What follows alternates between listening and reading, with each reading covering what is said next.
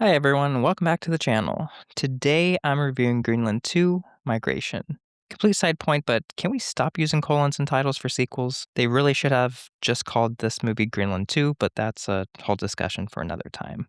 This film is the sequel to Greenland, which came out in 2020, a movie that many of you probably missed, understandably so since it was released during the height of COVID by means of streaming, especially when theaters were the last place anyone wanted to be at that time. Because COVID.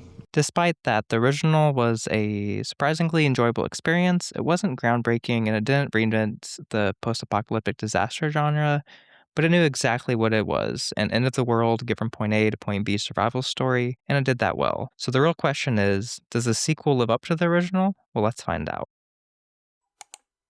Greenland 2 Migration picks up 5 years after the events of the first film. The surviving Garrity family is forced to leave the relative safety of the Greenland bunkers and embark on a dangerous journey across a shattered Europe in search of a new home. The biggest challenge that this film faces is justifying its own existence. The first movie ended on a note that felt definitive, humanity doing what they can, ultimately at the mercy of a planet-killing comet. Continuing that story is ambitious, but here it often feels like the narrative is stretching itself thin just to keep moving forward. There are interesting ideas at play, but many of them don't fully land. At times, the plot feels like a chain of conveniences, with one coincidence leading to the next, all in service of steering the characters toward what feels like an inevitable final destination for the series. Well, it's over, right? But that's not to say there's no emotional effort here. Both Butler and Morena do what they can, but the characters themselves remain fairly flat, which makes it harder to fully invest in the journey. The characters that they do meet along the way aren't engaging, nor will you remember them by the time the film reaches its conclusion. Wait a minute.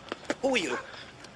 One of the strengths of the original Greenland was its sense of finality. Watching a story about the aftermath of extinction-level disaster is on paper a fascinating concept. Unfortunately, Migration plays much of this in a surprisingly safe and unimaginative way. The budget for the sequel is reportedly more than double that of the first film, but you wouldn't always know it. There are some striking visuals, but the movie rarely lingers on them, quickly shifting the characters into environments that feel less like a ruined world and more like a generic war zone at times, or the backdrop of previous films that you've seen, but portrayed in a more engaging way. And while that isn't inherently bad, it does make the film feel smaller than it should, especially given the scale of the catastrophe it is meant to represent. Yet, despite all of that, and without giving anything away, Greenland 2 Migration is ultimately a serviceable continuation for those who want to see the story carried forward. It's not a disaster, but it's also not a standout. I've seen sequels handled far worse than this, and there is enough here to justify its existence,